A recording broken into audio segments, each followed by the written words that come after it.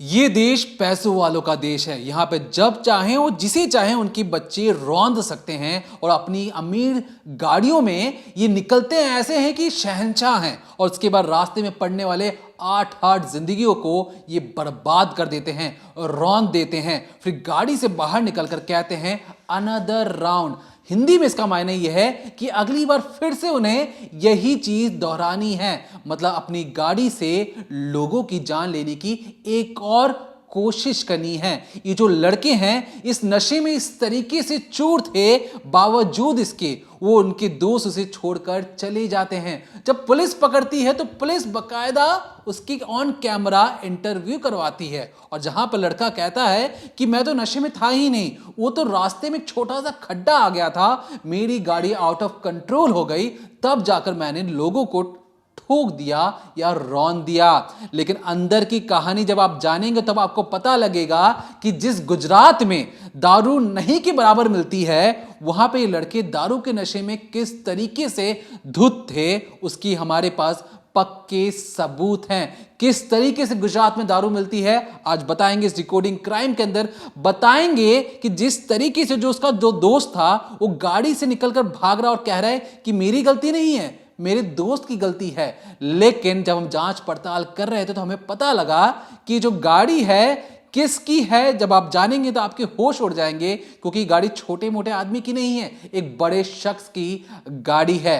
जब कहानी आगे बढ़ती है, बहुत सारी चीजें सामने आती हैं, तो पता यह भी लगता है कि इन लड़कों को शायद छोड़ दिया जाए। क्यों छोड़ा जाएगा, क्या है पर्दे के पीछे की कहानी, चलिए जानते हैं इस डिकोडिंग क्राइम के अंदर।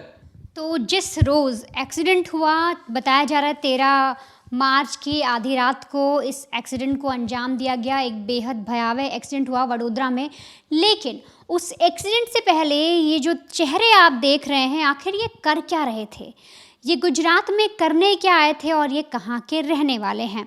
तो जब हमने इसकी इन्वेस्टिगेशन की और काफ़ी ज़्यादा तफ्तीश की तो हमारे हाथ लगा एक सीसीटीवी फुटेज, जिसमें पता लग रहा है कि ये जो लड़के हैं ये हाथों में बॉटल लेकर घूम रहे हैं, या अपने पीजी के स्टेयर्स पर चढ़ रहे हैं, स्कूटी पर घूम रहे हैं, गाड़ियां चला रहे हैं, और इसके बाद ये जाकर एक एक्सीडेंट को अंजाम देते हैं।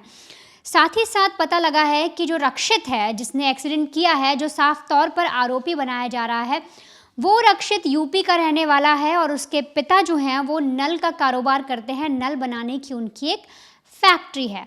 इसके साथ जो इसका दोस्त है प्रांशु चौहान, उनके पिता क्या करते हैं वो बेहद इंपॉर्टेंट है, क्योंकि कार जो है ना वो उन्हीं की थी। अब आपको मैं एक तस्वीर दिखाती हूँ। इस वक्त आप एक सीसीटीवी फुटेज देख रहे हैं। करीब करीब रात के 10:30 बजे के आसपास की ये तस्वीरें हैं। इस फुटेज में आपको अंधेरा नज़र आ रहा होगा क्योंकि रात का वक्त था। एक घर दिख रहा है, उसके आगे से अगर आप देखेंगे तो वहाँ पर रोड सामने काफ़ी सारी गाड़ियाँ चल रही हैं। उसी में कुछ देर जब हम आगे बढ़ते हैं तो हमें देखने को मिलता है कि स्कूटी पर दो लड़के बैठकर आए हैं, जिसमें से जो स्कूटी चला रहा है वो लड़का कोई और नहीं बल्कि रक्षित है, और उसके पीछे बैठा हुआ उसका दोस्त सूरज है। अब जो रक्षित है जब वो स्कूटी इस पीजी के पास, इस घर के पास लेकर आता है, तब वो स्कूटी से उतरता है और अंदर आने की कोशिश करता है। अब दरअसल इस पूरे फुटेज में अगर मैं आपको साफ तौर पर समझाऊं तो एक एक करके आपको समझना होगा। सबसे पहले आप एक लड़का देख रहे हैं जिसके टी शर्ट पे शायद प्रिंट दिखाई दे रहे हैं। वो दरवाजे को बंद करने की कोशिश करता है। समय कुछ आगे बढ़ता है, तभी स्कूटी वाला जो जिक्र मैंने आपसे किया, स्कूटी पर बैठकर रक्षित आता है, उसके पीछे उसका एक और दोस्त बैठा होता है। दोस्त उतर जाता है, वो आगे की तरफ बढ़ता है कि जो रक्षित है वो इसी गेट के, जो बड़ा सा लंबा गेट आप देख रहे हैं, उसके साइड वाले गेट से जो छोटा दरवाज़ा होता है वहाँ से स्कूटी चढ़ाने की कोशिश करता है अंदर। 1 बार 2 बार 3 बार ट्राई करता है, लेकिन स्कूटी नहीं चढ़ती। इसके बाद वो स्कूटी को किसी तरीके से अंदर लेकर आता है। तब वहाँ पर उसे एक लड़का मिलता है जिसकी आप दाढ़ियाँ देख रहे होंगे, दाढ़ी होगी उसके चेहरे पर। वो और रक्षित ऊपर जाते हैं। इस वक्त रक्षित के हाथ में एक बॉटल होती है। फिलहाल इस बात की जांच करनी ज़रूरी है कि बॉटल में उस वक्त क्या था। अब होता ये है कि इस पीजी में, या जो ये घर था जिसके अंदर कोई और नहीं बल्कि प्रांशु रहता था। प्रांशु चौहान वही लड़का है जो इस एक्सीडेंट में बगल वाली सीट पर बैठा हुआ था। अब जब रक्षित ऊपर चला जाता है सीढ़ियों से, तब 10:35 या 10:34 के आसपास आप देखेंगे काले रंग की सेडान कार जो है वो एक यू टर्न ले रही है, डिवाइडर की तरफ से वो मुड़ रही है। ये आप साफ तौर पर स्क्रीन पर देख सकते हैं। और जैसे जो काली सेडान है वो किसी और की नहीं बल्कि प्रांशु की है, और इसी गाड़ी से एक्सीडेंट को अंजाम दिया गया है। और इसी गाड़ी में प्रांशु बैठा हुआ है, फिर प्रांशु बाहर निकलता है, अंदर जाता है, इसके बाद रक्षित नीचे आता है और फिर ये दोनों उस दरवाजे से बाहर निकलते हैं। और इस वक्त जब बाहर निकल रहे हैं तो आप साफ तौर पर देख रहे हैं, हमने हाईलाइट भी करवाया है, इसमें एक जो लड़का है जिसने टी शर्ट पहनी है वो प्रांशु है और दूसरा बगल में जो आपको दिखाई दे रहा है वो रक्षित है। और रक्षित के हाथ में आपको एक बॉटल भी दिखाई दे रही होगी। अब ये दोनों जैसे ही बाहर निकलते हैं, इसमें साफ तौर पर जो हमने सीसीटीवी तस्वीर देखी उसमें ये दिखता है कि जो प्रांशु है वो ड्राइविंग सीट की ओर बढ़ रहा होता है, लेकिन रक्षित जो है उसके बगल की सीट पर जाता है। पर जब एक्सीडेंट हुआ तो एक्सीडेंट करता कौन है? रक्षित। यानी जिस वक्त एक्सीडेंट होता है उस वक्त ड्राइविंग सीट पर कोई और नहीं बल्कि रक्षित बैठा था।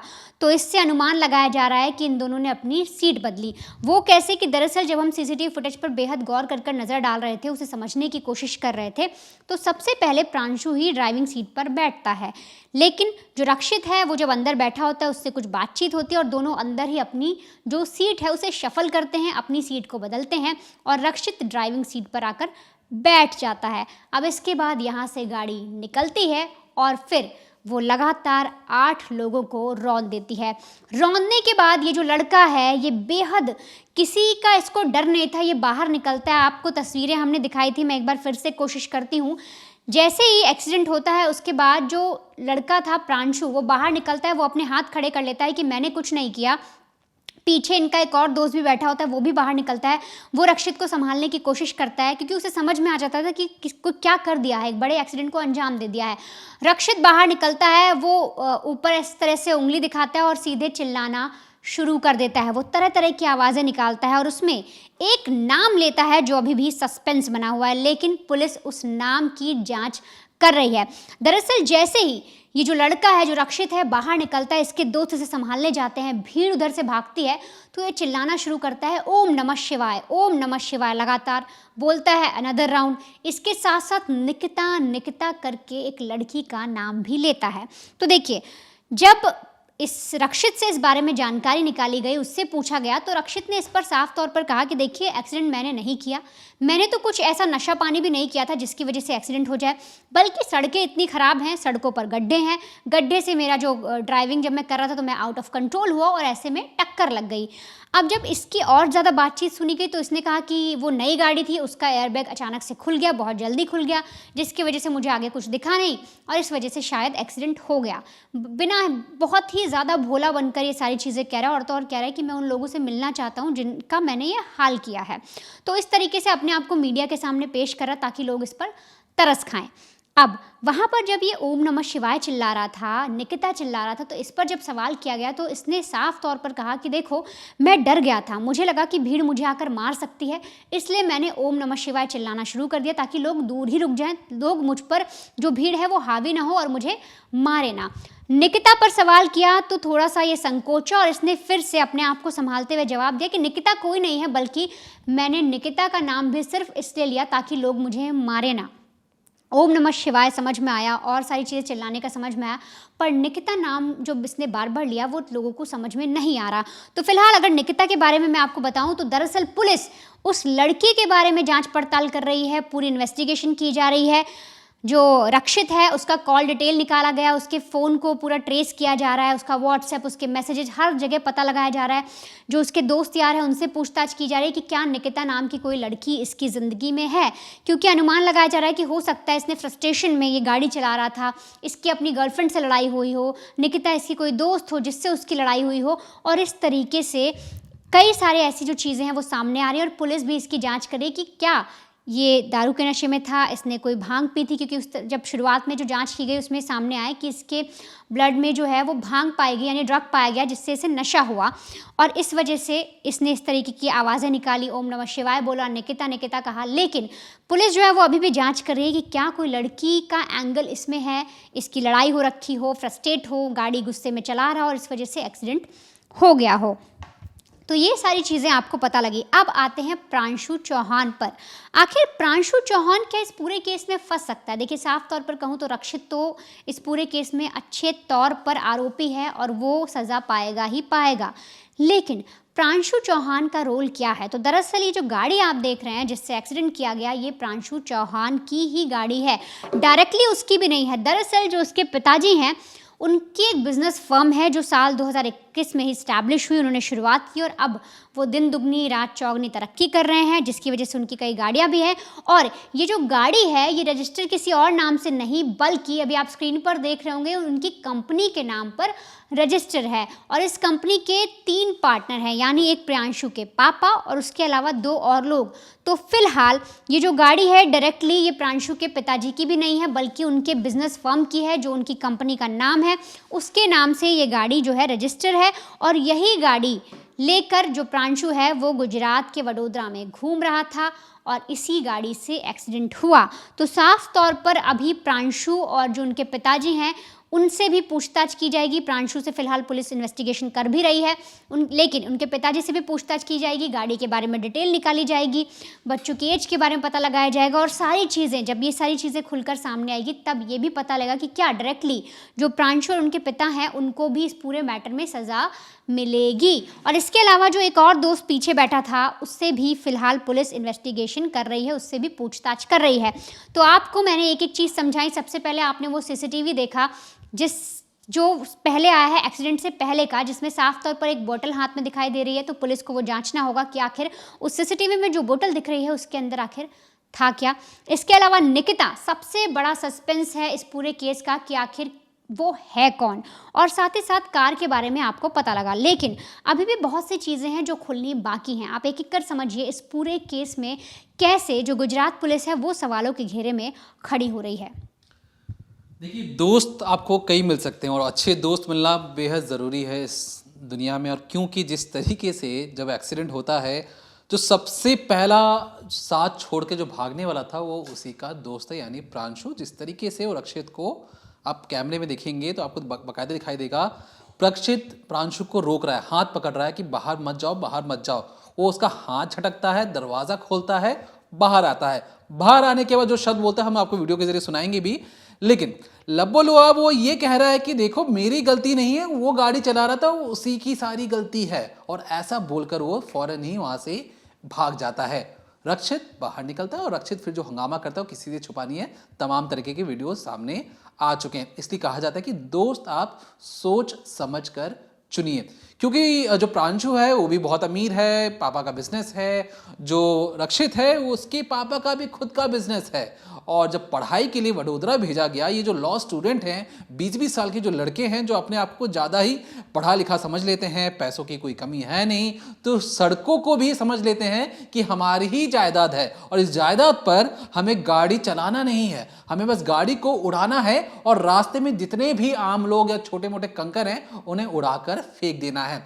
ऐसा इसलिए क्योंकि जिस तरीके से ये जो रक्षित है ये अपने बयान दे रहा और कह रहा है कि देखिए मुझे तो बिल्कुल पता नहीं था, बीच में खड्डा आ गया था। अब आप बिल्कुल ध्यान से देखिएगा, एक हमारे पास सीसीटीवी फुटेज है और इतना भयावह है सीसीटीवी फुटेज कि उसमें आपको साफ तौर पर पता लगा कि गाड़ी की जो रफ्तार है वो कितनी तेज है। अगर आप बीच में अगर खड्डा आता है और खड्डे से आपकी गाड़ी जंप होती है तो आपकी गाड़ी दाएं बाएं होनी चाहिए, लेकिन जिस रफ्तार में तेजी से गाड़ी आगे भाग रही है ऐसा हो ही नहीं सकता कि रास्ते में खड्डे हों। लेकिन यहां पर जो सवाल क्यों आ रहा है सामने, वो सवाल इसलिए आ रहा है कि जिस तरीके से ऑन कैमरा गुजरात पुलिस के सामने ये जो रक्षित है वो बार बार ये कह रहा है कि देखिए खड्डा आ गया था, नई गाड़ी है, एयर बैग खुल गया था और इसलिए मुझे कुछ दिखाई नहीं दिया और एक्सीडेंट हो गया। अब आप सोचेंगे इसमें गलत क्या है। अब आपने कितने ऐसे एक्सीडेंट देखे होंगे जिन्होंने एक्सीडेंट किया, उसके बाद जब उन्होंने पुलिस को सौंपा या पुलिस ने उन्हें पकड़ा तो पुलिस वाले ने उनका बाकायदा ऑन कैमरा इंटरव्यू किया करवाया हो या प्रेस कॉन्फ्रेंस करवाया हो।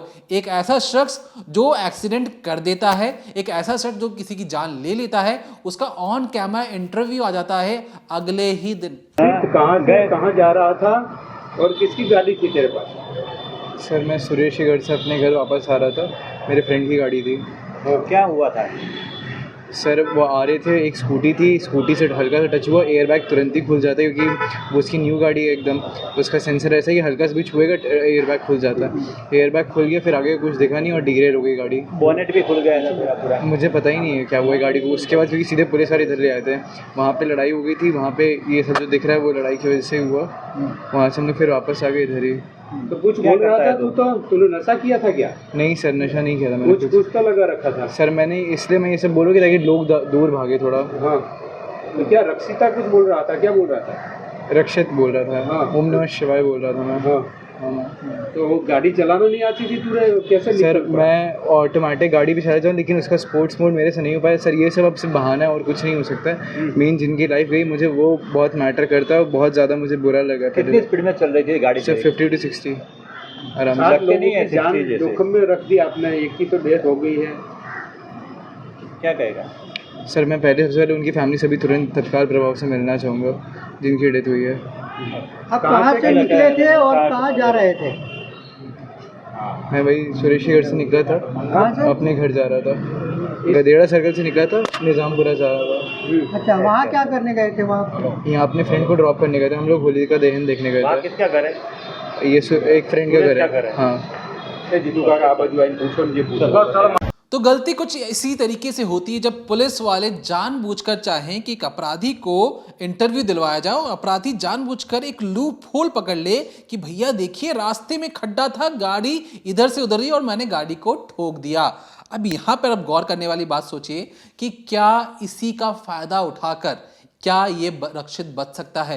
क्योंकि जिस तरीके से ऑन कैमरा इंटरव्यू देकर ये बताया जा रहा है, कोर्ट के सामने नहीं बता रहा हो, वो बंद कमरे में भी नहीं बता रहा, ना मजिस्ट्रेट को बता रहा है, वो टीवी से पूरी दुनिया को बता रहा है कि मेरी गलती नहीं है, वो तो खड्डे की गलती है, तो सरकार की गलती है जो खड्डा वक्त पे नहीं भर पाई, मेरी क्या गलती, मैं तो 50 की रफ्तार पे गाड़ी चला रहा था। लेकिन यही चीज इसे फायदा दे सकती है कोर्ट के अंदर।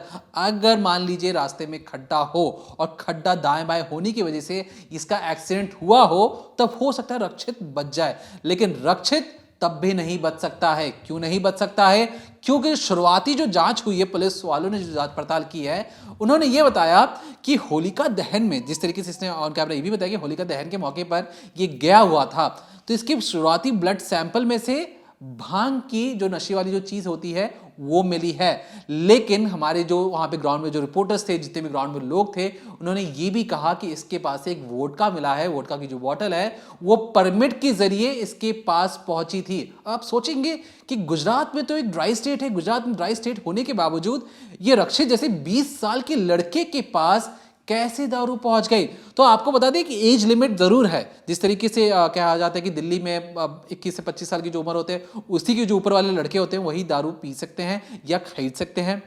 तो गुजरात में भी कुछ इसी तरीके से जो आउट स्टेट के रहने वाले, मतलब जो गुजरात के नहीं हैं, जो गुजरात के बाहर रहने वाले अगर घूमने के लिए आते हैं, टूरिस्ट पर के तौर पर आते हैं, तो उन्हें किसी स्पेशल जगह से और एक सरकारी आवेदन करके आप परमिट ले सकते हैं और एक खास जगह जाकर दारू ले सकते हैं। तो ऐसा नहीं है कि गुजरात बिल्कुल ड्राई स्टेट, आपको दारू नहीं मिलेगी। अगर आप टूरिस्ट के तौर पर उस जगह पे जा रहे हैं, अगर आप टूरिस्ट के तौर पर वहां पर कुछ दिन रुकने का फैसला कर रहे हैं, तब आपको आसानी से दारू मिल सकता है, बाकायदा परमिट लगता है। और कुछ इसी तरीके से इस 20 साल के लॉ स्टूडेंट के पास भी दारू पहुंच जाती है। अब सबसे बड़ा सवाल जो गुजरात पुलिस के लिए भी है कि जो वोडका की जो बॉटल है, ये जो स्विस वाली कही जा रही कि बिल्कुल स्वीडन की बनी हुई बॉटल है, ये इन जनाब के पास पहुंची कैसे? किसके परमिट के जरिए इसे ये दारू पहुंचाई गई? अगर इसने खुद परमिट लेके दारू लिया है तो क्या इसके दोस्तों ने भी इसमें पार्टी में शामिल हुए हैं? इसकी बकायदा जांच होनी चाहिए, क्योंकि जिस तरीके से परमिट का गलत इस्तेमाल कर दारू बच्चों तक पहुंचाई जा रही है, 20-20 साल की, 21 साल के बच्चों तक पहुंचाई जा रही है, किसकी गलती की वजह से दारू इतनी आसानी से नहीं मिल गया? इसकी जांच होनी चाहिए। और जांच ये भी होनी चाहिए कि गुजरात पुलिस इतने आराम से प्रेस कॉन्फ्रेंस कैसे करवा रही है एक अपराधी का जो खुलेआम आकर बता रहा है कि उसने एक्सीडेंट कैसे किया, वो नशे में था कि नहीं था, गलती कहां हुई। पुलिस ऑफिसर भी ऑन कैमरा नहीं कुछ बता रहे हैं, लेकिन अपराधी जरूर बता रहे हैं कि किस तरीके से निर्दोष है। अब याद रखिए, पुलिस वाले तो अपना काम करेंगे, हमारा काम है उन पर सवाल उठाना, लेकिन पुलिस ने क्या क्या धाराएं जोड़ी हैं उस पर आप बिल्कुल ध्यान दीजिए। धारा है 105 to 81। मैं एक एक धारा को आपको समझाऊंगा, बताऊंगा कि इन धाराओं में कितनी सजा और क्या क्या चीजें हो सकती हैं। 125/A, 125/B, 324/5 और मोटर वाहन अधिनियम 1988 सेक्शन 177 और 184 के तहत केस दर्ज किया है। 2-3 धाराएं जोड़ी नहीं गई, अच्छी खासी धाराएं, दर्जन भर की धाराएं इस पर जोड़ दी गई हैं। आप सोचेंगे कि ये धाराएं क्या चीज होती हैं, कौन समझाएगा इन धाराओं की कानूनी भाषा। बिल्कुल आसान शब्दों में आप समझिए कि जो धाराएं हैं, अगर आपके आंखों के सामने भी कभी आने वाले वक्त में ऐसा कुछ होता भी है, तब आप पुलिस के सामने जाके कह सकते हैं कि भैया आप ये सारी धाराएं जोड़िए, तभी जाकर सख्त से सख्त कार्रवाई होगी। अब देखिए, अब बहुत सारी चीजें हैं जो आपको ध्यान देने की जरूरत है। अब इसमें होता क्या है, जो धारा 281 है, जब मान लीजिए कि आप लापरवाही से कोई एक्सीडेंट कर देते हैं तो इसमें 1000 रुपए का जुर्माना हो सकता है और जेल भी मुकर्रर की जाती है।